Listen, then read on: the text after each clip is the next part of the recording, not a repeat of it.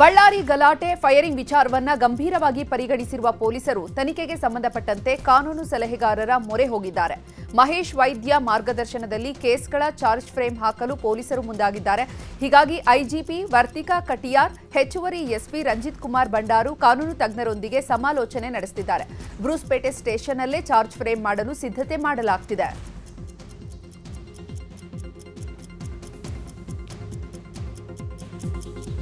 Report ಇವತ್ತು investigation ನಡ್ತಾ ಇದೆ. ಅಲ್ಲ ಮೇಡಮ್, FSL ರಿಪೋರ್ಟ್ ಇನ್ನು ಎಷ್ಟು ದಿನ ಆಗ್ಬೋದು ಮೇಡಮ್ ಅಂದಾಜು? ಏನು ಹೇಳಲಿಕ್ಕೆ ಆಗ್ತಾ ಇಲ್ಲ. ನೀವು ಇದೆಲ್ಲ ಪ್ರಶ್ನೆ ಕೇಳಬಾರ್ದು ನಮ್ಗೆ. ಇನ್ವೆಸ್ಟಿಗೇಷನ್ ನಡ್ತಾ ಇದೆ, ಸಿಚುವೇಶನ್ ಫುಲ್ ಕಂಟ್ರೋಲ್ ಅಲ್ಲಿ ಇದೆ. FSL report. ಬಳ್ಳಾರಿಯಲ್ಲಿ ಬ್ಯಾನರ್ ಗಲಾಟೆ ವಿಚಾರದಲ್ಲಿ ಫೈರಿಂಗ್ ಪ್ರಕರಣ ಸಂಬಂಧಪಟ್ಟಂಗೆ ಬ್ರೂಸ್ಪೇಟೆ ಪೊಲೀಸರು ಒಟ್ಟು 26 ಆರೋಪಿಗಳನ್ನು ಬಂಧನ ಮಾಡಿದ್ದಾರೆ. ಇದರಲ್ಲಿ 10 ಜನರನ್ನ ಪೊಲೀಸರು ಮೆಡಿಕಲ್ ಟೆಸ್ಟ್ಗಾಗಿ ಬ್ರಿಮ್ಸ್ ಆಸ್ಪತ್ರೆಗೆ ಕರೆತರಲಾಗಿದ್ದು, ಮೆಡಿಕಲ್ ಟೆಸ್ಟ್ ಬಳಿಕ ನ್ಯಾಯಾಧೀಶರ ಮುಂದೆ ಹಾಜರುಪಡಿಸಲಿದ್ದಾರೆ. ಇನ್ನು ಗ್ರಾಮೀಣ ಠಾಣೆಗೆ ಐಜಿಪಿ ವರ್ತಿಕಾ ಕಟಿಯಾರ್ ಭೇಟಿ ಕೊಟ್ಟಿದ್ದು, ಬಂಧನವಾದ ಆರೋಪಿಗಳ ವಿಚಾರಣೆ ನಡೆಸಿದ್ದಾರೆ. ವಿಚಾರಣೆ ಬಳಿಕ ಮತ್ತಷ್ಟು ಆರೋಪಿಗಳನ್ನು ಮೆಡಿಕಲ್ ಟೆಸ್ಟ್ಗೆ ಪೊಲೀಸರು ಕರೆದೊಯ್ಯುವ ಸಾಧ್ಯತೆ ಇದೆ. ಕಾಂಗ್ರೆಸ್ ಶಾಸಕ ನಾರಾ ಭರತ್ ರೆಡ್ಡಿಗೆ ಭಾರಿ ಸಂಕಷ್ಟ ಎದುರಾಗಿದೆ. ಸತೀಶ್ ರೆಡ್ಡಿ ಗನ್ಮ್ಯಾನ್ನಿಂದಲೇ ಫೈರ್ ಆಗಿರೋದು ದೃಢಪಟ್ಟಿದೆ.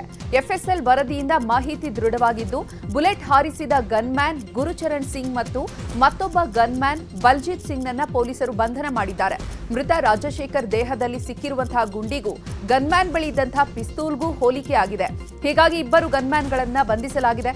ಇದರ ಜೊತೆಗೆ ಬ್ಯಾನರ್ ಗಲಾಟೆಗೆ ಕಾರಣವಾದ 2 ಕಡೆಯ ತಲಾ 20 ಜನರನ್ನ ಪೊಲೀಸರು ಬಂಧಿಸಿದ್ದಾರೆ ಅಂತ ಪೊಲೀಸ್ ಉನ್ನತ ಮೂಲಗಳು ಖಚಿತಪಡಿಸಿವೆ.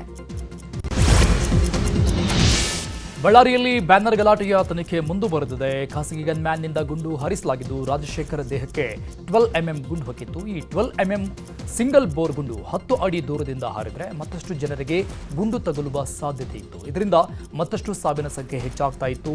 ರಾಜಶೇಖರ್ಗೆ ತೀರಾ ಹತ್ತಿರದಿಂದಲೇ ಬುಲೆಟ್ ಹಾರಿದ್ರಿಂದ ರಾಜಶೇಖರ್ ಸ್ಥಳದಲ್ಲಿ ಮೃತಪಟ್ಟಿದ್ದಾರೆ ಅಂತ ತನಿಖೆಯಲ್ಲಿ ಗೊತ್ತಾಗಿದೆ. ಸತೀಶ್ ರೆಡ್ಡಿ ಗನ್ಮ್ಯಾನ್ ಫೈರ್ ಮಾಡಿದ್ದಾರೆ ಎಂಬ ವಿಚಾರದ ಬಗ್ಗೆ ಮಾತನಾಡಿದ ಡಿಸಿಎಂ ಡಿಕೆ ಶಿವಕುಮಾರ್, ಯಾರೇ ಆದರೂ ಕಾನೂನು ರೀತಿಯಲ್ಲಿ ಕ್ರಮ ಕೈಗೊಳ್ಳಲಾಗುತ್ತದೆ. ಎಲ್ಲಾ ಕಡೆ ವಿಗ್ರಹಗಳನ್ನ ಇಡ್ತಾರೆ, ಅವರ ಭಕ್ತಿ ಭಾವನೆಯನ್ನ ತೋರಿಸ್ತಾರೆ. ಇದರಲ್ಲಿ ಅಸೂಯೆ ಯಾಕೆ ಪಡಬೇಕು? ವಾಲ್ಮೀಕಿ ಬರೀ ಒಂದು ಸಮುದಾಯಕ್ಕೆ ಸೇರಿದ್ದ, ವಾಲ್ಮೀಕಿ ಎಲ್ಲರ ಆಸ್ತಿ ಅಂದಿದ್ದಾರೆ. ನನಗೇನು ಗೊತ್ತಿಲ್ಲ, ಯಾರೇ ಆಗಿರಲಿ ಕಾನೂನು ರೀತಿ ಕ್ರಮ ಕೈಗೊಳ್ಳಬೇಕು. ನಂಬರ್ 1.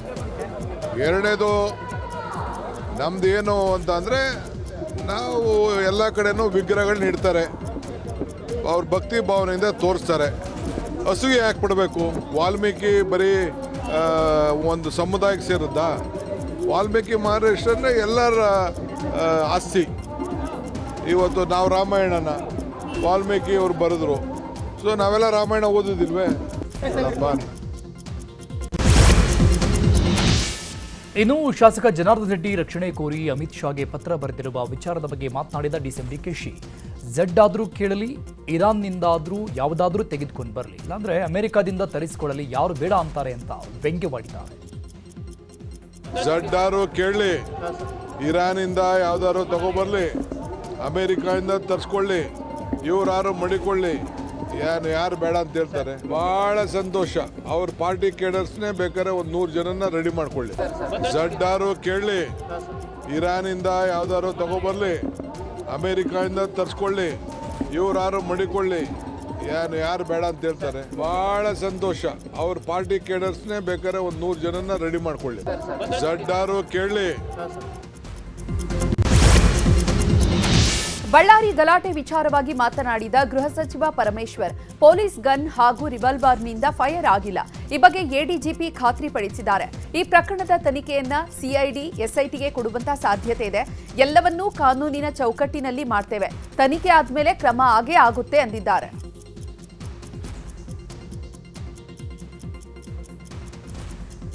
ಪೊಲೀಸ್ ಗನ್ಗಳಿಂದ ಅಥವಾ ಪೊಲೀಸ್ ರಿವಾಲ್ವರ್ಸ್ ಇಂದ ಯಾವುದು ಫೈರ್ ಆಗಿಲ್ಲ ಅನ್ನೋದು ಆ ಬುಲೆಟ್ನಿಂದ ಗೊತ್ತಾಗಿದೆ ಅಂತೇಳಿ ನಮ್ಮ ಎಡಿಜಿಪಿ ಅವರು ನಿನ್ನೆನೂ ಕೂಡ ನನಗೆ ತಿಳಿಸಿದರು. ಸೊ ಅಲ್ಲಿಗೆ ಬೇರೆ ಪ್ರೈವೇಟ್ನವ್ರದ್ದು ಆಗಿದೆ ಅಂತ ಅನಿಸುತ್ತೆ. ಅದನ್ನು ಈಗ ಪರಿಶೀಲನೆ ಮಾಡಿ ಕ್ರಮ ತಗೊಳ್ಳೋದಕ್ಕೆ ಏನು ಬೇಕೋ ಅದು ಮಾಡ್ತೀವಿ.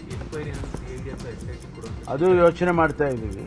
If it is again required CIDಗೂ ಕೂಡ ಕೊಡುವಂಥ ಸಾಧ್ಯತೆಗಳಿದ್ದಾವೆ. ನಾನು ಮುಖ್ಯಮಂತ್ರಿಗಳ ಜೊತೆಯಲ್ಲಿ ಮಾತಾಡ್ತೇನೆ.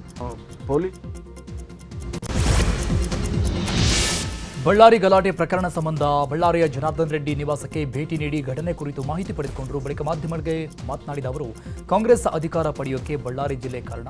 ವಾಲ್ಮೀಕಿ ಪುತ್ಥಳಿ ಹೆಸರಲ್ಲಿ ಪಾಪದ ಕೆಲಸ ಮಾಡ್ತಾ ಇದ್ದೀರಿ. ಈ ಪಾಪದ ಕೆಲಸ ನಿಮ್ಮನ್ನ ಬಿಡಲ್ಲ. ಸತೀಶ್ ರೆಡ್ಡಿ, ಭರತ್ ರೆಡ್ಡಿ ಯಾರು? ಶ್ರೀರಾಮುಲು ಬರೆದಿದ್ರೆ ರೆಡ್ಡಿಯವರ ಕುಟುಂಬದ ಸ್ಥಿತಿ ಏನಾಗ್ತಾ ಇತ್ತು? ನನ್ನ ರಾಜಕೀಯ ಜೀವನದಲ್ಲಿ ಇಂತಹ ಘಟನೆ ನೋಡಿಲ್ಲ. ಸಿಎಂ ಸಿದ್ದರಾಮಯ್ಯ ಅವರಿಗೆ ನೈತಿಕತೆ ಇದ್ರೆ ಕ್ರಮ ಕೈಗೊಳ್ಳಿ. ಕೂಡಲೇ ಪ್ರಕರಣವನ್ನ ನ್ಯಾಯಾಂಗ ತನಿಖೆ ನಡೆಸಲಿ ಅಂತ ಹೇಳಿದ್ದಾರೆ.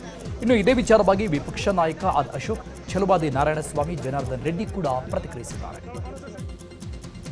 ನಾನು ಯಾರ ಸತೀಶ್ ರೆಡ್ಡಿ, ಯಾರವನು ಭರತ್ ರೆಡ್ಡಿ, ಯಾರು ಇವರೆಲ್ಲರೂ? ನಾವೆಲ್ಲ ಬಂದಿದ್ದೀವಿ, ವಾಪಸ್ ಹೋಗಬೇಕು. ನಿಮ್ಮ ಕುತಂತ್ರ ಏನು? ನಿಮ್ಮ ಪಾಪದ ಕೃತ್ಯ ಎಲ್ಲಿಗೆ ಅಂತ್ಯ ಆಗಬೇಕಾಗಿತ್ತು?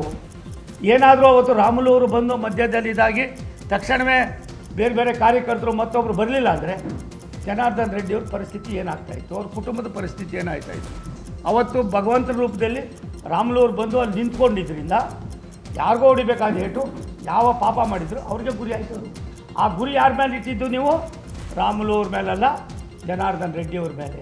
ನಾನು ಆಗ್ರಹ ಮಾಡ್ತೀನಿ ಸಿದ್ದರಾಮಯ್ಯನವ್ರಿಗೆ, ನಿಮ್ಗೇನಾದ್ರು ಸತ್ಯತೆ ಹೊರಬರಬೇಕಾದ್ರೆ ನೀವು ಹೈಕೋರ್ಟ್ನ ಸಿಟ್ಟಿಂಗ್ ಜಡ್ಜನ್ನು ಕೊಡಿ. ಅದಾಗಲಿಲ್ಲ ಅಂದರೆ ಯಾರ ಕೈಲೋ IPA ಯಾರಾದರೂ ಆಗ್ತಾರೆ, PAL. ಇದು ಅಷ್ಟು ಸುಲಭವಾಗಿ ನಿಲ್ಲೋದಿಲ್ಲ. ಕಂಪ್ಲೇಂಟ್ಗಳು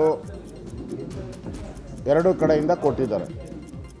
ಪೊಲೀಸರು ಈಗಾಗಲೇ ಗುಂಡಾರಿಸಿರೋದ್ರ ಬಗ್ಗೆನೂ ಅವ್ರಿಗೆ ನಿಖರವಾಗಿ ಆ ಗುಂಡಿನ ಸೈಜು ಯಾವ ಇದೆಲ್ಲ ಕನ್ಫರ್ಮ್ ಆಗಿದೆ. ಈಗ ಅರೆಸ್ಟ್ ಆಗಿದ್ದಾರೆ. ಆದರೆ ಇನ್ನೂ ಸರ್ಕಾರ ಎಲ್ಲಿಂದ ಗುಂಡು ಬಂತು, ಯಾರು ಹೊಡೆದ್ರು, ಇನ್ನೂ ಸರ್ಕಾರ ಇನ್ನೂ ಬಾಯಿ ಬಿಟ್ಟಿಲ್ಲ. ಇಷ್ಟೆಲ್ಲ ಆದಮೇಲೂ ಅರೆಸ್ಟ್ ಮಾಡಿ ಎಲ್ಲ ಆಗಿದೆಯಲ್ಲ, ಇವಾಗಾದರೂ ಬಾಯಿ ಬಿಡಿ ಸರ್ಕಾರ, ಯಾರು ಮಾಡಿದ್ರು ಅಂತ ಹೇಳಿ. ಕಾಂಗ್ರೆಸ್ಗೇನಾದರೂ ಒಂದು ಸ್ವಲ್ಪ ನೀತಿ ನಿಯಮಗಳು ಇದ್ದಿದ್ರೆ ಮೊದಲು ಶಾಸಕನನ್ನು ಮೊದಲು ಸಸ್ಪೆಂಡ್ ಮಾಡಬೇಕಾಗಿತ್ತು. ಮಾಡಿಲ್ಲ. ಇರಲಿ, ಗುಂಡು ನಿಮ್ಮದು, ಗನ್ ನಿಮ್ಮದು, ಗನ್ ಮ್ಯಾನ್ ನಿಮ್ಮದು, ಯಾರು ಹೊಡೆದ್ರು ನಿಮ್ಮವರು, ಜನ ಕರ್ಕೊಂಡು ಬಂದವರು ನಿಮ್ಮವರು. ನಿಮ್ಮದೇ ಕಾರ್ಯಕರ್ತನ ನೀವೇ ಗುಂಡಾಕಿ ಸಾಯಿಸಿ FIR ಶ್ರೀರಾಮುಲು, ನಮ್ಮ ರೆಡ್ಡಿಯವರ ನಾವು ಹೇಳಿದ್ವಿ. ಇಮ್ಮಿಡಿಯೇಟ್ಲಿ ಯಾರು ಇದು ಮಾಡಿದ್ರು ಅವ್ರನ್ನ ಬಂಧಿಸ್ರಿ, MLAನ ಬಂಧಿಸ್ರಿ ಅಂತ ಹೇಳಿದ್ವಿ. ಯಾರನ್ನು ಬಂಧಿಸಿದ್ರಿ ನೀವು? ಮತ್ತು ಸುಮಾರು ಭರತ್ ರೆಡ್ಡಿ ಈ ಕಾರ್ಯಕ್ರಮಗಳಿಗೆ ಏನು ಹೋಗ್ತಾ ಇದ್ದಾರೆ, ಗೌರ್ಮೆಂಟ್ ಗನ್ಮ್ಯಾನ್ಗಳು ಅಲ್ದಾಗೇ ಇದೇ ಗನ್ಮ್ಯಾನ್ಗಳೇ ಅವರು ಒಟ್ಟಿಗೆ ಓಡಾಡ್ತಾ ಇದ್ದಿದ್ದು. ಅಂದರೆ ಸರ್ಕಾರಿ ಗನ್ಮ್ಯಾನ್ಗಳು ಅಲ್ಲದೇ ಪ್ರೈವೇಟ್ ಸೆಕ್ಯೂರಿಟಿನ ಕೂಡ ಭರತ್ ರೆಡ್ಡಿ ಇಟ್ಕೊಂಡಿದ್ದಾರೆ ಅನ್ನೋದು ನಮಗೆ ಕ್ಲಿಯರಾಗಿ ಅವ್ರ ಇಡೀ ಕುಟುಂಬಕ್ಕೆ ಗನ್ಮ್ಯಾನ್ಗಳನ್ನ ಇಟ್ಕೊಂಡು ಓಡಾಡ್ತಾ ಇದ್ದಾರೆ ಅನ್ನೋದು ಪ್ರೂವ್ ಆಗಿದೆ ಎಲ್ಲ ಸೋಷಿಯಲ್ ಮೀಡಿಯಾ ವಿಡಿಯೋಗಳಿಂದ. ನಮಗೆ ಇವಾಗ ಗನ್ಮ್ಯಾನ್ಗಳೇ ಅರೆಸ್ಟ್ ಆಗಿದ್ದಾರೆ. ಅಂದರೆ ಆ ಗನ್ಮ್ಯಾನ್ಗಳನ್ನ ಭರತ್ ರೆಡ್ಡಿ ತಮ್ಮ ಕುಟುಂಬಕ್ಕೋಸ್ಕರ ಇಟ್ಕೊಂಡಿರುವಂಥ ಪ್ರೈವೇಟ್ ಗನ್ಮ್ಯಾನ್ಗಳನ್ನು ಸತೀಶ್ ರೆಡ್ಡಿ ಜೊತೆ ಇಲ್ಲಿಗೆ ಕಳಿಸಿರಬೇಕು ಅನ್ನೋದು ಒಂದು ಲೆಕ್ಕಾಚಾರ. ಬಳ್ಳಾರಿ ಗಲಭೆಯ ವಿಚಾರವಾಗಿ ಮಾತನಾಡಿದ ಸಂಸದೆ ಶೋಭಾ ಕರಂದ್ಲಾಜೆ ಸರ್ಕಾರದ ವಿರುದ್ಧ ವಾಗ್ದಾಳಿ ನಡೆಸಿದ್ದಾರೆ. ಶಾಸಕ ಭರತ್ ರೆಡ್ಡಿ ವಿರುದ್ಧ ಕ್ರಮ ಯಾಕಾಗಿಲ್ಲ? ಶಾಸಕನ ಆಪ್ತ ಅಲ್ಲೇ ಕೂತು ಗೂಂಡಾಗಿರಿ ಮಾಡಿದ್ದ. ಇಷ್ಟೆಲ್ಲ ಆದ್ರೂ ಕೂಡ ಭರತ್ ಮೇಲೆ ಮಾತ್ರ ಯಾವುದೇ ಕ್ರಮ ಆಗಿಲ್ಲ. ಸತೀಶ್ ಗನ್ಮ್ಯಾನ್ ಗುಂಡಿಗೆ ರಾಜಶೇಖರ್ ಅನ್ನುವಂಥ ವ್ಯಕ್ತಿ ಸತ್ರು, ಇನ್ನೂ ಕೂಡ ಕ್ರಮ ಆಗಿಲ್ಲ. ಇದನ್ನ ಬಿಟ್ಟು SP ಪವನ್ ನೆಜ್ಜೂರು ಅವರನ್ನ ಅಮಾನತು ಮಾಡಲಾಗಿದೆ. ಸಿದ್ದರಾಮಯ್ಯ ಸರ್ಕಾರ ಬಂದಾಗಲೆಲ್ಲ ಅಧಿಕಾರಿಗಳು ಬಲಿಯಾಗ್ತಾರೆ. ಪವನ್ ಆತ್ಮಹತ್ಯೆ ಮಾಡಿಕೊಂಡಿಲ್ಲ ಅಂತ ಪವನ್ ಅವರ ತಂದೆ ಮೇಲೆ ಒತ್ತಡ ತಂದು ಪ್ರೆಸ್ ರಿಲೀಸ್ ಮಾಡಿಸಿದ್ರು. ನಮಗಿರುವಂತಹ ಮಾಹಿತಿ ಪ್ರಕಾರ ಪವನ್ ನೆಜ್ಜೂರು ಡೆತ್ ನೋಟ್ ಅನ್ನ ಬರೆದಿದ್ದಾರೆ. ಹಾಗಾದ್ರೆ ಆ ಡೆತ್ ನೋಟ್ ನಲ್ಲಿ ಏನಿದೆ, ಅದನ್ನ ಮುಚ್ಚಿಡ್ತಾ ಇರೋದು ಯಾಕೆ ಅಂತ ವಾಗ್ದಾಳಿ ನಡೆಸಿದ್ದಾರೆ. ಇನ್ನು ಇದೇ ವಿಚಾರವಾಗಿ ಕೇಂದ್ರ ಸಚಿವ ಪ್ರಹ್ಲಾದ್ ಜೋಶಿ ಕೂಡ ಪ್ರತಿಕ್ರಿಯಿಸಿದ್ದಾರೆ.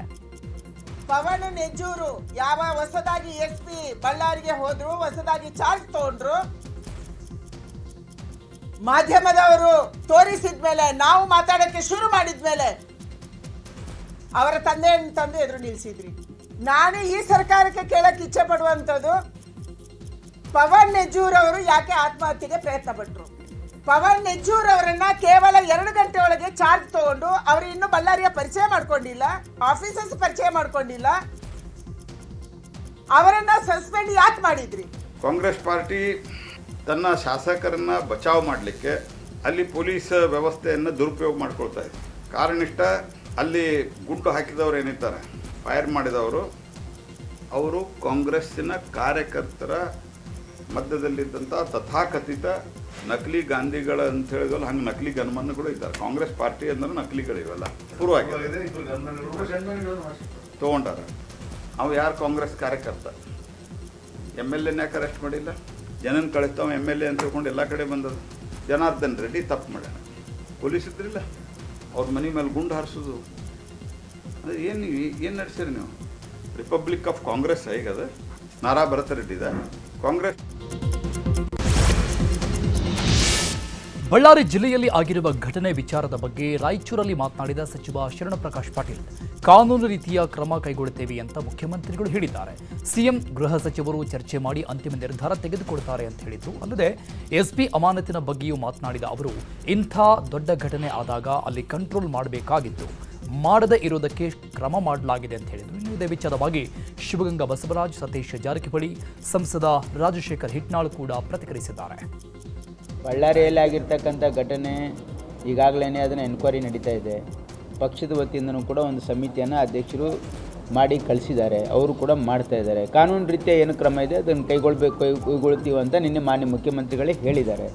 ಹಾಗಾಗಿ ಅದ್ರ ಬಗ್ಗೆ ಹೆಚ್ಚಿನ ಚರ್ಚೆ ಅವಶ್ಯಕತೆ ಇಲ್ಲ ನನ್ನ ಭಾವನೆ. ಅದೇ ಚರ್ಚೆ ಮಾಡ್ತಾ ಇದ್ದಾರೆ, ಯಾಕಂದರೆ ಇನ್ನೂ ಪ್ರಿಲಿಮಿನರಿ ರಿಪೋರ್ಟ್ ತೊಗೊಂಡು ಅದೊಂದು ಫೈನಲ್ ತೀರ್ಮಾನ ಮಾಡ್ತೀವಿ ಅಂತ ಮಾನ್ಯ ಮುಖ್ಯಮಂತ್ರಿಗಳು ಮತ್ತು ಗೃಹ ಸಚಿವರು ಹೇಳಿದ್ದಾರೆ. ಅದ್ರ ಪ್ರಕಾರ ಆಗುತ್ತೆ. ಇಲ್ಲ, ಅಲ್ಲಿ ಏನಾಗಿದೆ, ಅಲ್ಲಿ ಡಿರ್ಲಿಕ್ಷನ್ ಆಫ್ ಡ್ಯೂಟಿ ಅಂತಕ್ಕಂಥ ರಿಪೋರ್ಟ್ ಇರೋದ್ರಿಂದ, ಯಾಕಂದರೆ ಇಂಥ ದೊಡ್ಡ ಘಟನೆ ಆದಾಗ ಅಲ್ಲಿ ಸ್ಥಳೀಯವಾಗಿ ಅದನ್ನು ಕಂಟ್ರೋಲ್ ಮಾಡಬೇಕಾಗಿರ್ತಕ್ಕಂಥ ಭಾವನೆ ಇದೆ. ಹಾಗಾಗಿ ಅದನ್ನು ಮಾಡಿದ್ದಾರೆ.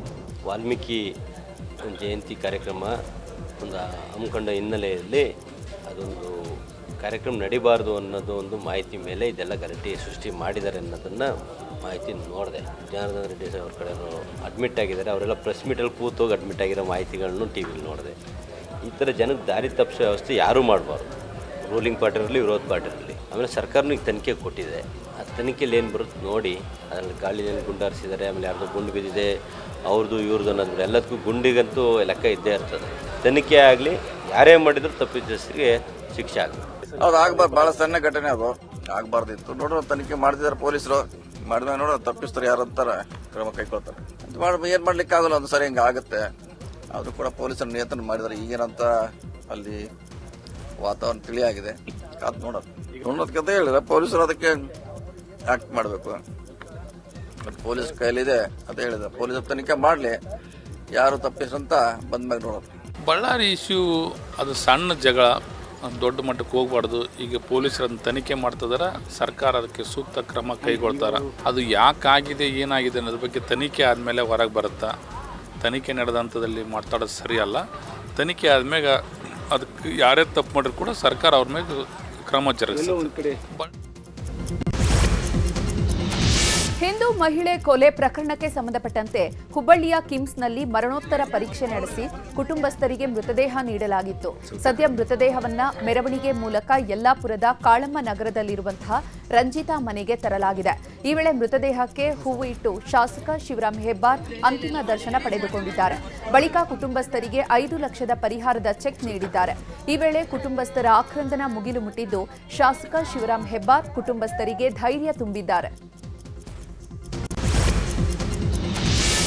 ಯಲ್ಲಾಪುರದಲ್ಲಿ ಹಿಂದೂ ಮಹಿಳೆ ಕೊಲೆ ಪ್ರಕರಣ ಸಂಬಂಧಪಟ್ಟಂಗೆ ಯಲ್ಲಾಪುರಕ್ಕೆ ಆಗಮಿಸಿದ ವಿಜೇಂದ್ರ ಕೊಲೆಯಾದ ರಂಜಿತಾ ಅಂತಿಮ ದರ್ಶನವನ್ನು ಪಡೆದುಕೊಂಡರು. ಬಳಿಕ ಕುಟುಂಬಸ್ಥರಿಗೆ 5 ಲಕ್ಷ ಪರಿಹಾರದ ಚೆಕ್ ಕೊಟ್ಟಿದ್ದಾರೆ. ಬಳಿಕ ಮಾಧ್ಯಮಗಳಿಗೆ ಮಾತನಾಡಿದ ಅವರು, ಸರ್ಕಾರದಿಂದ ಮೃತ ರಂಜಿತಾ ಕುಟುಂಬಕ್ಕೆ 50 ಲಕ್ಷ ಪರಿಹಾರ ಕೊಡಬೇಕು, ಈ ಪ್ರಕರಣವನ್ನ ಸರಿಯಾಗಿ ತನಿಖೆ ನಡೆಸಬೇಕು. ರಾಜ್ಯ ಸರ್ಕಾರದಲ್ಲಿ ಕಾನೂನು ಸುವ್ಯವಸ್ಥೆ ಹದಗೆಟ್ಟು ಹೋಗಿದೆ, ಹೀಗಾಗಿ ಇಂತಹ ಘಟನೆಗಳು ಹೆಚ್ಚಾಗಿ ನಡೀತಾ ಇವೆ ಅಂತ ವಾಗ್ದಾಳಿ ನಡೆಸಿದರು. ಯಲ್ಲಾಪುರದಲ್ಲಿ ನಿನ್ನೆ ದಿನ ರಂಜಿತಾ ದಲಿತ ಹಿಂದೂ ಮಹಿಳೆಯ ಬರ್ಬರ ಹತ್ಯೆ, ಇದನ್ನು ನಾವು ಬಲವಾಗಿ ಖಂಡಿಸ್ತೇವೆ. ರಫೀಕ್ ಅಂತಕ್ಕಂಥ ಒಬ್ಬ ಯುವಕನೇನು ಹತ್ಯೆ ಮಾಡಿದ್ದಾನೆ, ಇಡೀ ರಾಜ್ಯದಲ್ಲೆಲ್ಲ ಇಡೀ ದೇಶದಲ್ಲೂ ಸುದ್ದಿ ಆಗಿರುವಂಥದ್ದು. ನಾನು ರಾಜ್ಯ ಸರ್ಕಾರಕ್ಕೆ ಸಂದರ್ಭದಲ್ಲಿ ಆಗ್ರಹ ಮಾಡ್ತೇನೆ, ಮಾನ್ಯ ಗೃಹ ಸಚಿವರಾಗಲಿ ಮುಖ್ಯಮಂತ್ರಿಗಳಾಗಲಿ ಪದೇ ಪದೇ ಈ ರೀತಿ ಘಟನೆಗಳು ಕರ್ನಾಟಕದಲ್ಲಿ ಮರುಕಳಿಸ್ತಾ ಇರ್ತಕ್ಕಂಥದ್ದು ಖಂಡನೀಯ. ಯಲ್ಲಾಪುರದಲ್ಲಿ ನಿನ್ನೆ ಯಲ್ಲಾಪುರದಲ್ಲಿ ನಡೆದ ವಿವಾಹಿತ ಮಹಿಳೆಯ ಹತ್ಯೆಗೆ ಕೇಂದ್ರ ಸಚಿವ ಪ್ರಹ್ಲಾದ್ ಜೋಶಿ ಖಂಡನೆ ವ್ಯಕ್ತಪಡಿಸಿದ್ದಾರೆ. ಇದೊಂದು ದುರ್ದೈವದ ಸಂಗತಿ. ಇಂತಹ ಶಕ್ತಿಗಳನ್ನು ಸರ್ಕಾರ ಮಟ್ಟ ಹಾಕಬೇಕು. ಮದುವೆ ಆಗಲ್ಲ ಅನ್ನೋ ಒಂದೇ ಒಂದು ಕಾರಣಕ್ಕೆ ಕೊಲೆ ಮಾಡಲಾಗಿದೆ. ಇದರಲ್ಲಿ ಜಾತಿ ಧರ್ಮವನ್ನ ನೋಡದೆ ಕಠಿಣ ಕ್ರಮ ಕೈಗೊಳ್ಳಬೇಕು ಅಂತ ಹುಬ್ಬಳ್ಳಿಯಲ್ಲಿ ಪ್ರಹ್ಲಾದ್ ಜೋಶಿ ಆಗ್ರಹಿಸಿದ್ದಾರೆ. ಇನ್ನು ಇದೇ ವಿಚಾರವಾಗಿ ಶೋಭಾ ಕರಂದ್ಲಾಜೆ ಕೂಡ ಪ್ರತಿಕ್ರಿಯಿಸಿದ್ದಾರೆ. ಈ ರೀತಿಯ ಒಂದು ಶಕ್ತಿಗಳನ್ನು ಭಾಳ ಐರನ್ ಹ್ಯಾಂಡ್ಲೆ ಮಟ್ಟ ಹಾಕಬೇಕು. ಇದು ಭಾಳ ಕತ್ತು ಕೊಯ್ದು ಮಾಡಿದ್ದಾರೆ ಜನ. ಅದು ಮತ್ತು ಅದು ಏನು ಮದುವೆ ಆಗಲ್ಲ, ನೀನು ಒಪ್ಪಲ್ಲ ಅನ್ನೋದು ಒಂದೇ ಒಂದು ಕಾರಣ. ಇದನ್ನು ಸರ್ಕಾರ ಈ ರೀತಿ ಘಟನೆಗಳು ಮರುಕಳಿಸಲಾರದಂತೆ ಮತ್ತು ಆ ಕುಟುಂಬಕ್ಕೆ ನ್ಯಾಯ ಸಿಗಲಿಕ್ಕೆ ಸಂಪೂರ್ಣವಾಗಿ ಪ್ರಯತ್ನ ಮಾಡಬೇಕು. ಮತ್ತು ಸರ್ಕಾರ ಯಾವುದೇ ರೀತಿಯಾದಂಥ ಇದರಲ್ಲಿ ಆ ಜಾತಿಯವರಿದ್ದಾರಾ, ಆ ಸಮಾಜದವರಿದ್ದಾರಾ ಅಂಥೇಳಿ ಕನ್ಸಿಡರೇಷನ್ದಲ್ಲಿ ಇದರಲ್ಲಿ ಬೀಳಬಾರ್ದು. ಕರ್ನಾಟಕ ರಾಜ್ಯದಲ್ಲಿ ಕಾನೂನು ವ್ಯವಸ್ಥೆ ಪೂರ್ತಿ ಹದಗೆಟ್ಟಿದೆ. ಯಾರಿಗೆ ಯಾರ ಮೇಲೆ ಕಂಟ್ರೋಲ್ ಇಲ್ಲ, ಯಾರಿಗೆ ಯಾರ ಮೇಲೆ ಭಯ ಇಲ್ಲ, ಯಾರು ಏನು ಮಾಡಿದ್ರು ಇಲ್ಲಿ ನಡೆಯುತ್ತೆ ಅನ್ನುವಂಥ ಸ್ಥಿತಿ ನಿರ್ಮಾಣ ಆಗಿದೆ. ಅದಕ್ಕಾಗಿ ಇವತ್ತು ಇದೆಲ್ಲವೂ ನಡೀತಾ ಇದೆ. ಮತ್ತೆ ಯಾವ ಹೆಣ್ಮಕ್ಳು ಇವತ್ತು ಕರ್ನಾಟಕ ರಾಜ್ಯದಲ್ಲಿ ಅತ್ಯಂತ ಹೆಚ್ಚು ದೊಡ್ಡ ಪ್ರಮಾಣದ ಹೆಣ್ಮಕ್ಕಳ ನಾಪತ್ತೆ ಆಗ್ತಾ ಇದೆ. ಲವ್ ಜಿಹಾದ್ ನಡೀತಾ ಇದೆ. ಯಾಕಂದ್ರೆ ಸರ್ಕಾರ ಏನು ಮಾಡ್ತಾ ಇಲ್ಲ. ನಮ್ಮ ಪೊಲೀಸರ ಕೈಯನ್ನು ಕೂಡ ಕಟ್ಟಿ ಹಾಕುವಂತ ಕೆಲಸವನ್ನ ಸರ್ಕಾರ ಮಾಡ್ತಾ ಇದೆ. ನಟ ಯಶ್ ತಾಯಿಯಿಂದ ಅಕ್ರಮವಾಗಿ ಒತ್ತುವರಿ ಮಾಡಿದ್ದ ಜಾಗವನ್ನು ತೆರವು ಮಾಡಲಾಗಿದೆ. ಹಾಸನದ ವಿದ್ಯಾನಗರದಲ್ಲಿ ಯಶ್ ತಾಯಿ ಪುಷ್ಪ ಒತ್ತುವರಿ ಮಾಡಿದ್ದು, ಲಕ್ಷ್ಮಮ್ಮ ಎಂಬುವರ 1500 ಅಡಿ ಜಾಗವನ್ನು ಒತ್ತುವರಿ ಮಾಡಲಾಗಿತ್ತು. ಈ ಬಗ್ಗೆ ಲಕ್ಷ್ಮಮ್ಮ ಸಂಬಂಧಿ ದೇವರಾಜ್ ಕೋರ್ಟ್ನಲ್ಲಿ ದಾವೆ ಹೂಡಿದ್ರು. ಸದ್ಯ ಕೋರ್ಟ್ ಕೂಡ ಜಾಗ ತೆರವಿಗೆ ಆದೇಶ ಮಾಡಿತ್ತು. ಆದರೆ ಕೋರ್ಟ್ ಸೂಚನೆ ಇದ್ರೂ ಜಾಗ ಬಿಟ್ಟಿರಲಿಲ್ಲ. ಹೀಗಾಗಿ ಇವತ್ತು ಜೆಸಿಬಿ ತಂದು ಕಾಂಪೌಂಡ್ನ ತೆರವುಗೊಳಿಸಲಾಗಿದೆ. ಇನ್ನು ಸ್ಥಳದಲ್ಲಿ ಸೈಟ್ ಸ್ವಾಧೀನ ಪಡೆದು ಹಾಕಿದ್ದ ಬೋರ್ಡ್ ತೆರವು ಮಾಡಲು ಯಶ್ ತಾಯಿ ಕಡೆಯವರು ಯತ್ನಿಸಿದ್ದಾರೆ. ಈ ವೇಳೆ ತೆರವು ಮಾಡಲು ಬಂದವರಿಗೆ ದೇವರಾಜ್ ಕಡೆಯವರು ಕ್ಲಾಸ್ ತೆಗೆದುಕೊಂಡಿದ್ದಾರೆ. ಕೋರ್ಟ್ ಆದೇಶದಂತೆ ತೆರವು ಮಾಡಿ ಬೋರ್ಡ್ ಹಾಕಲಾಗಿದೆ. ಯಾಕಾಗಿ ಬೋರ್ಡ್ ತೆರವು ಮಾಡ್ತೀರಾ ಅಂತ ಪ್ರಶ್ನೆ ಮಾಡಿದ್ದಾರೆ. ಈ ವೇಳೆ ಎರಡೂ ಗುಂಪಿನಿಂದ ವಾಗ್ವಾದ ಆಗಿದ್ದು ಭಾರಿ ಹೈಟ್ ಡ್ರಾಮಾ ನಡೆದಿದೆ.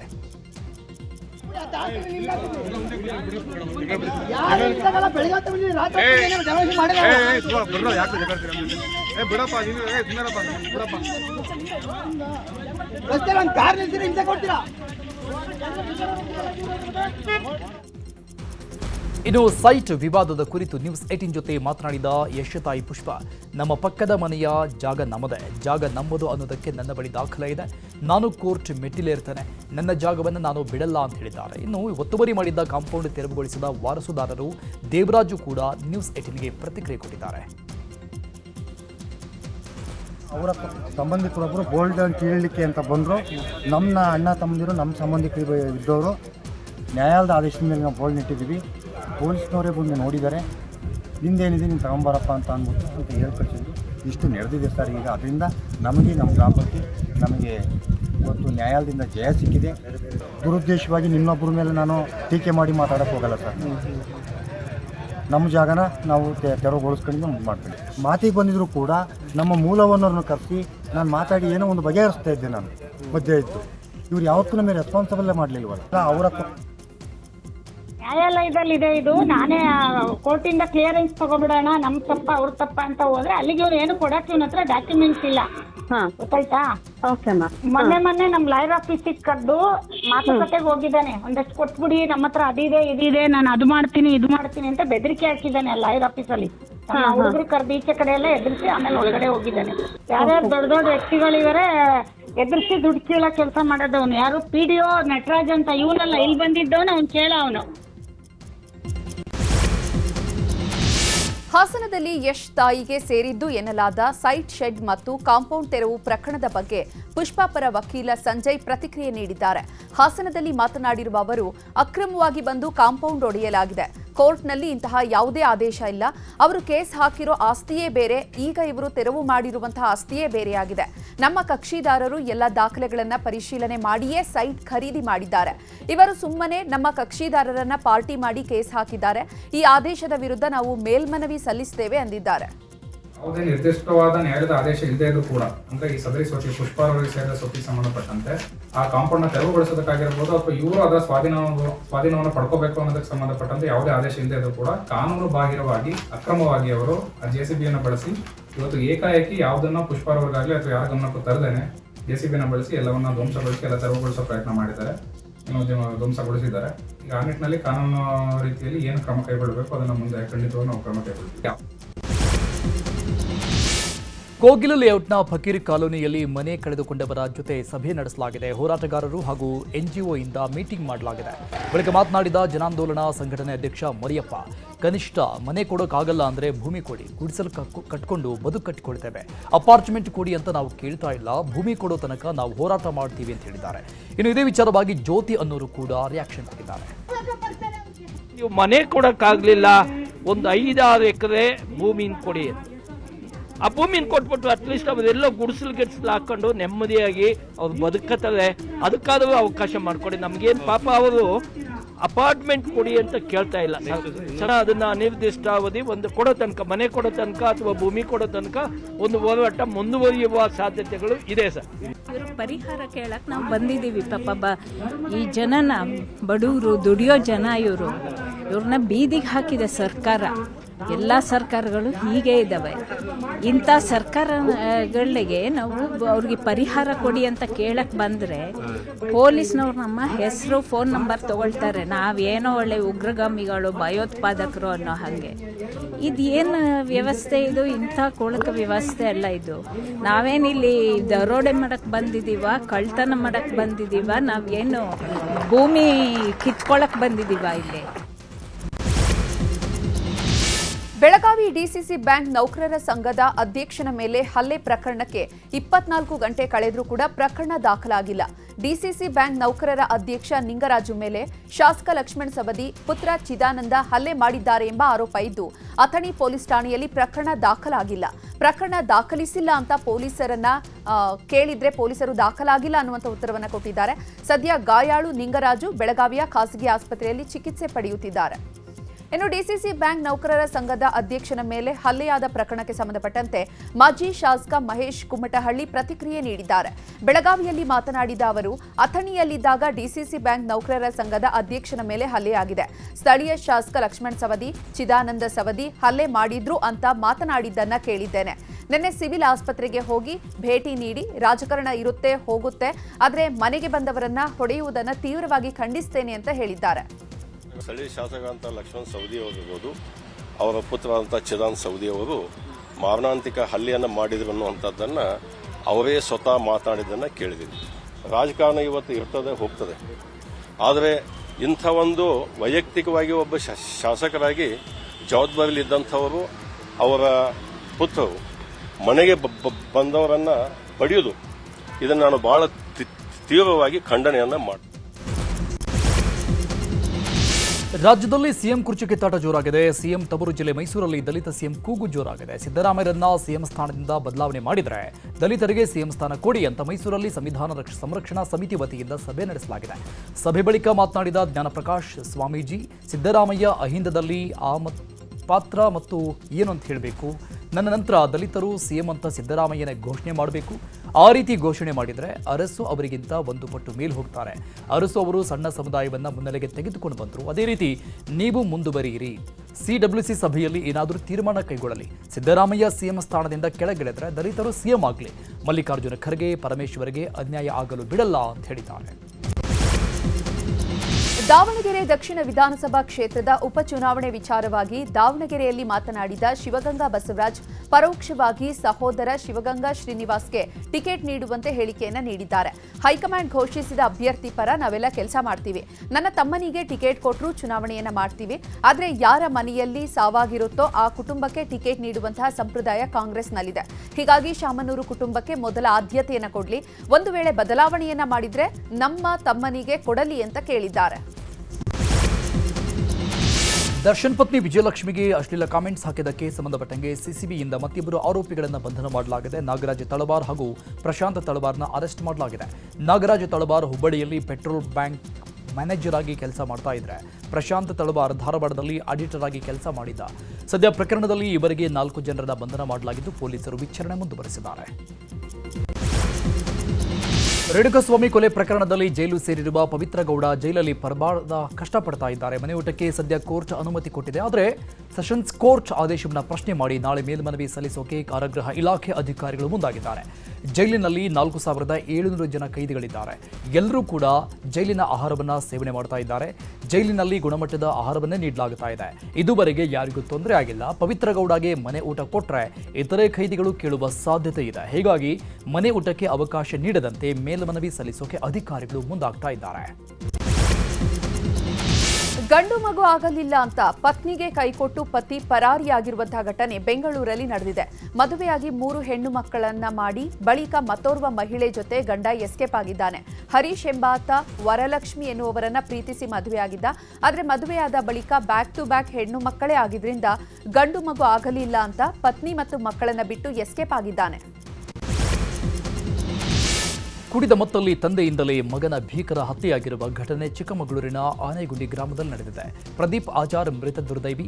ತಂದೆ ರಮೇಶ್ ಆಚಾರ್ ನಿತ್ಯ ಕುಡಿದು ಬಂದು ಗಲಾಟೆ ಮಾಡ್ತಾ ಇದ್ರು. ತಂದೆಯ ಕಾಟಕ್ಕೆ ಬೇಸತ್ತು ಪ್ರದೀಪ್ ತಾಯಿ ಮನೆ ಬಿಟ್ಟು ಹೋಗಿದ್ರು. ನಿನ್ನೆ ರಾತ್ರಿ ಕೂಡ ಕುಡಿದು ಬಂದು ಗಲಾಟೆ ಮಾಡಿದ್ದು ಬಳಿಕ ಮಗನ ಮೇಲೆ ಮಚ್ಚಿನಿಂದ ಹಲ್ಲೆ ಮಾಡಿದ್ದಾರೆ. ತೀವ್ರ ರಕ್ತಸ್ರಾವವಾಗಿ ಸ್ಥಳದಲ್ಲೇ ಪ್ರದೀಪ್ ಸಾವನ್ನಪ್ಪಿದ್ದಾನೆ. ಈ ಘಟನೆ ಸಂಬಂಧ ಆರೋಪಿ ರಮೇಶ್ನ ಪೊಲೀಸರು ವಶಕ್ಕೆ ಪಡೆದಿದ್ದಾರೆ. ಬೆಂಗಳೂರು ಗ್ರಾಮಾಂತರದಲ್ಲಿ ನಿಧಿ ಆಸೆಗಾಗಿ ಮಗುವನ್ನ ಬಲಿ ಕೊಡಲು ತಯಾರಿಯಾದ ಪ್ರಕರಣಕ್ಕೆ ಸಂಬಂಧಪಟ್ಟಂತೆ ಮಗುವನ್ನ ದತ್ತು ಪಡೆಯುವ ವೇಳೆ ಮಾತನಾಡಿರುವಂತಹ ವಿಡಿಯೋ ನ್ಯೂಸ್ 18ಗೆ ಲಭ್ಯವಾಗಿದೆ. ಮಗು ಕೊಡ್ತಿದ್ದೇವೆ, ನನ್ನ ಕೈಗೆ ಬಂಗಾರ ಕೊಟ್ಟು ಮಗು ತೆಗೆದುಕೊಳ್ಳಿ ಅಂತ ಮಗುವಿನ ತಾಯಿ ಮಾತನಾಡಿರುವಂತಹ ಸಂಭಾಷಣೆಯ ವಿಡಿಯೋ ಲಭ್ಯವಾಗಿದೆ.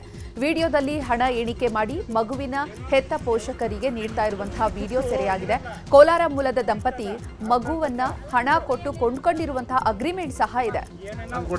ಇನ್ನು ನಿಧಿಗಾಗಿ ಮಗು ಬಲಿ ಪೂಜೆ ಆರೋಪದ ಪ್ರಕರಣಕ್ಕೆ ಸಂಬಂಧಪಟ್ಟಂತೆ ದೇವನಹಳ್ಳಿಗೆ ಮಕ್ಕಳ ಹಕ್ಕುಗಳ ರಕ್ಷಣಾ ಆಯೋಗದ ಅಧ್ಯಕ್ಷ ಶಶಿಧರ್ ಕೋಸಂಬಿ ಭೇಟಿಯನ್ನ ನೀಡಿ ಪರಿಶೀಲನೆ ನಡೆಸಿದ್ದಾರೆ. ಬಳಿಕ ಮಾತನಾಡಿದ ಅವರು, ಇಂದಿಗೂ ಮೂಢನಂಬಿಕೆ ಆಚರಣೆ ನಡೀತಾ ಇದೆ ಅನ್ನೋದು ನಾಗರಿಕ ಸಮಾಜ ತಲೆ ತಗ್ಗಿಸುವಂತಹ ವಿಚಾರ. ಅಕ್ರಮವಾಗಿ ಮಗು ತೆಗೆದುಕೊಂಡಿದ್ದು ಅಪರಾಧ, ಅವರ ಜೊತೆಗೆ ಬಲಿ ಕೊಡಲು ಹೋಗಿದ್ದು ಅಕ್ಷಮ್ಯ ಅಪರಾಧ ಅಂದಿದ್ದಾರೆ. ಕಾರ್ ಮತ್ತು ಚಿಗರಿ ಬಸ್ ನಡುವೆ ಭೀಕರ ಅಪಘಾತ ಸಂಭವಿಸಿದೆ. ಧಾರವಾಡ ಕಡೆಯಿಂದ ಹುಬ್ಬಳ್ಳಿ ಕಡೆಗೆ ಹೊರಟಿದ್ದ ಕಾರಿಗೆ ಎದುರಿಗೆ ಬರ್ತಾ ಇದ್ದ ಚಿಗರಿ ಬಸ್ ಗುದ್ದಿದೆ. ಈ ಘಟನೆಯಲ್ಲಿ ಕಾರ್ನಲ್ಲಿದ್ದ ಗಿರೀಶ್ ಬಣವಿ ಸ್ಥಳದಲ್ಲೇ ಮೃತಪಟ್ಟಿದ್ದಾರೆ. ಇನ್ನು ಅಪಘಾತದ ಭೀಕರ ದೃಶ್ಯ ಕಾರಿನ ಡ್ಯಾಶ್ ಬೋರ್ಡ್ ಕ್ಯಾಮೆರಾದಲ್ಲಿ ಸೆರೆಯಾಗಿದೆ. ಬೆಂಗಳೂರಿನಲ್ಲಿ ಇಂದೋರ್ ಮಾದರಿಯ ಘಟನೆ ನಡೆದಿದೆ. ಕುಡಿಯುವ ನೀರಿಗೆ ಚರಂಡಿ ನೀರು ಮಿಶ್ರಣ ಆಗ್ತಾ ಇದೆ. ಲಿಂಗರಾಜಪುರಂನಲ್ಲಿ ಕುಡಿಯುವ ನೀರಿಗೆ ಕಲುಷಿತ ನೀರು ಮಿಶ್ರಣವಾಗಿದ್ದು ಜಲಮಂಡಳಿ ನೀರು ಸರಬರಾಜನ್ನು ಸ್ಥಗಿತಗೊಳಿಸಿದೆ. ಖಾಸಗಿ ಅಲ್ಪಸಂಖ್ಯಾತರ ಕ್ಷೇಮಾಭಿವೃದ್ಧಿ ಸಹಕಾರ ಸಂಘದಿಂದ ಗ್ರಾಹಕರಿಗೆ ದೋಖಾ ಮಾಡಲಾಗಿದೆ ಎಂಬ ಆರೋಪ ಕೇಳಿಬಂದಿದೆ. ಹಾವೇರಿಯ ಹಾನಗಲ್ ಪಟ್ಟಣದಲ್ಲಿ ಇರುವ ಖಾಸಗಿ ಸಹಕಾರ ಸಂಘದ ಮೇಲೆ ಮೋಸದ ಆರೋಪ ಮಾಡಲಾಗಿದೆ. ಪಿಗ್ಮಿ ಕೋಲಾರ ಜಿಲ್ಲೆಯ ಕೆಜಿಎಫ್ ನಗರದ ಡಿಎಆರ್ ಮೈದಾನದಲ್ಲಿ ರೌಡಿಗಳ ಪರೇಡ್ ನಡೆಸಲಾಗಿದೆ. ಕೆಜಿಎಫ್ ಪೊಲೀಸ್ ಇಲಾಖಾ ವ್ಯಾಪ್ತಿಯಲ್ಲಿ 600ಕ್ಕೂ ಹೆಚ್ಚು ರೌಡಿಗಳಿದ್ದಾರೆ. ಆದರೆ ಇಂದು ರೌಡಿ ಪರೇಡ್ಗೆ ಕೇವಲ 165 ಮಂದಿ ಮಾತ್ರ ಹಾಜರಾಗಿದ್ರು. ಇನ್ಮುಂದೆ ಪಿಯು ಪ್ರಿಪರೇಟರಿಗೆ ಬೋರ್ಡ್ ಪ್ರಶ್ನೆ ಪತ್ರಿಕೆ ನೀಡಲು ಚಿಂತನೆ ನಡೆಸಲಾಗಿದೆ. ಈ ಮೂಲಕ ದ್ವಿತೀಯ ಪಿಯುಸಿ ಪರೀಕ್ಷಾ ಫಲಿತಾಂಶ ಹೆಚ್ಚಿಸಲು ಶಿಕ್ಷಣ ಇಲಾಖೆ ಕಸರತ್ತು ನಡೆಸ್ತಾ ಇದೆ. ಎಲ್ಲ ಕಾಲೇಜುಗಳಲ್ಲಿ ಏಕರೂಪದ ಪ್ರಶ್ನೆ ಪತ್ರಿಕೆ ನೀಡಲು ಮುಂದಾಗಿದೆ. ಇದರಿಂದ ವಿದ್ಯಾರ್ಥಿಗಳಿಗೆ ಸಾಕಷ್ಟು ಅನುಕೂಲ ಆಗುವ ಸಾಧ್ಯತೆ ಇದೆ. ಯಾವ ವಿಚಾರಕ್ಕೆ ಎಷ್ಟು ಗಮನ ಕೊಡಬೇಕು ಅಂತ ಸ್ಪಷ್ಟತೆ ಸಿಗಲಿದೆ. ಪ್ರಧಾನಿ ಕಚೇರಿ ಅಧಿಕಾರಿ ಅಂತ ಹೇಳಿಕೊಂಡು ವಂಚಿಸಿರುವಂತಹ ಪ್ರಕರಣ ಬೆಳಕಿಗೆ ಬಂದಿದೆ. ಬೆಂಗಳೂರಲ್ಲಿ ಸುಜಯೇಂದ್ರ ಎಂಬಾತ ಪ್ರಧಾನಿ ಕಚೇರಿ ಅಧಿಕಾರಿ ಅಂತ ನಂಬಿಸಿ ವೈದ್ಯರೊಬ್ಬರಿಂದ 2.7 ಕೋಟಿ ವಂಚಿಸಿದಂತಹ ಆರೋಪದಡಿ ಬಂಧಿಸಲಾಗಿದೆ. ತನ್ನನ್ನು ಉನ್ನತ ಅಧಿಕಾರಿ ಅಂತ ಗುರುತಿಸಿಕೊಂಡು ಸರ್ಕಾರಿ ಕೆಲಸ ಕೊಡಿಸೋದಾಗಿ ಆಮಿಷವೊಡ್ಡಿ ಹಣ ದೋಚಿದ್ದು ವಿಜಯನಗರ ಪೊಲೀಸರು ಬಂಧಿಸಿದ್ದಾರೆ.